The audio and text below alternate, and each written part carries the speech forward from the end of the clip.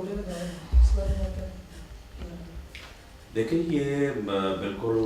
काबिल मज़म्मत अमल है और इसकी किसी तरह से भी ना तो इसका दिफा किया जा सकता है और ना ही इस चीज़ को कानूनी करार दिया जा सकता है एक डेमोक्रेटिक दौर में। बाकी तो आपको पता है कि यहाँ के डिक्टेटरों के अदवार में और ख़ास तौर पे ज़िया-उल हक़ के अदवार में यहाँ पे लोगों को फ़ौजी अदालतों से कोड़ों की सज़ाएँ होती रही हैं और फिर यही पुलिस उन लोगों को टिकटिकी पे बांध के उनको कोड़े मारा करती थी और उसके सामने फिर बाज़ दफ़ा ये वाक़यात भी हुए कि लोगों के सामने वो जिसको कोड़े मारे जाते उसके सामने माइक रख दिया जाता था ताकि उसकी चीखें जो पूरा मजमा सुने। तो ये वही माइंडसेट है, ये वही पुलिस है जो कभी फ़ौजी डिक्टेटरों के कहने के ऊपर लोगों पर जुल्म करती है और कभी जो है वो गैर मुल्की आकाओं के कहने के ऊपर जुल्म करती है कि डेमोक्रेटिक दौर है। ये बिल्कुल इंसानी हुकूक़ की ख़िलाफ़ वर्जी, लेकिन जब हुकूमतें इंसानी हुकूक़ की ख़िलाफ़ वर्जी करें तो फिर जो ये लॉ इन्फोर्सिंग एजेंसी इनका एक माइंडसेट बन जाता है। ये माइंडसेट बना हुआ है, लेकिन अब क्योंकि डेमोक्रेसी है, डेमोक्रेटिक गवर्नमेंट है, तो हमने हर मरतबा जब भी कभी कोई ऐसी चीज़ नोटिस में आई है तो उसका सख्त तरीन नोटिस लिया है और इस मरतबा भी जो मुतलका लोग थे उनके ख़िलाफ़ ना सिर्फ मुकदमा दर्ज किया गया है बल्कि उनको जो है वो उनके ख़िलाफ़ दहशत गर्दी की दफ़ात के तहत मुकदमा दर्ज किया गया। सर नई कानून साजी के लिए भी कोई दावा किए जा रहे हैं इस हवाले से? इस हवाले से देखें, अब इससे और ज़्यादा सख्त तरीन एक्शन क्या हो सकता है कि जिन लोगों ने ये अमल किया है उनके ख़िलाफ़ इंसदाद दहशत गर्दी की अदालत में मुकदमा चलेगा और उनको जो है इस अमल को यानी आप ये समझें कि पुलिस टॉर्चर को मौजूदा हुकूमत ने अंडर द लीडरशिप ऑफ ज़िया पंजाब मियां शहबाज शरीफ इस जुर्म को एक दहशत गर्दी करार दे दिया। सर माजी में देखा जाए काफ़ी ऐसे वाक़यात होते हैं और उनके सद्देबाब के लिए हुकूमत कोशिश करती है, उसके बाद वो पस मंज़र में चले जाते हैं, कोई सॉलिड कोई कार्रवाई नहीं होती उस हवाले से ताकि आने वाले वक्त में या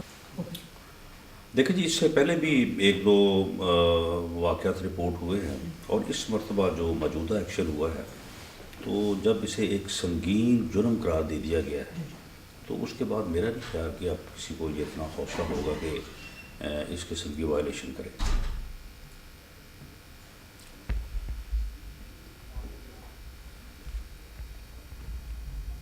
सर पंजाब में लॉ एंड ऑर्डर की सूरत हाल के हवाले से अगर हम देखते हैं पूरे पाकिस्तान में स्पेशली पंजाब के हवाले से जब हम बात करते हैं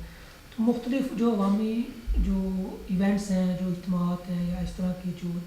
डेज़ आते हैं उसमें हमने अक्सर देखा है कि वो हंगामे और अफरा तफरी और दहशत गर्दी की नज़र हो जाते हैं, जैसे पिछले दिन फैसलाबाद का वाक़या हुआ है। इसमें इसके बारे में आप क्या कहते हैं? नहीं देखिए, इसमें ये कहना बिल्कुल दुरुस्त नहीं है, मैं इस बात से इत्तेफाक नहीं करता कि अशूरा मुहर्रम का कितना बड़ा इवेंट था और 10 दिन उसमें मजालस और दूसरे जो है वो यानी मातमी जुलूस, तो पूरे सूबे में जो है वो मुकम्मल तौर पे जो है वो अमन रहा और इसी पुलिस फोर्स ने जो है वो सारी ड्यूटी सर अंजाम दी। उसके बाद रबीउल अव्वल है तो रबीउल अव्वल में यानी पूरे पंजाब में इवेंट हुआ है तो पूरे पंजाब में अगर वो मामला कंट्रोल रहा और एक जगह के ऊपर अगर जो है वो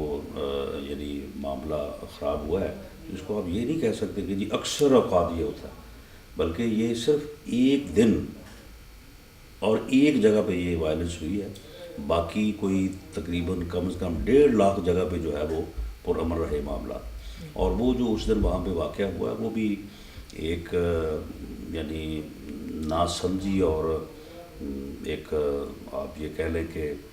कुछ नौजवान थे जिन्होंने वो मस्जिद के सामने नारेबाजी की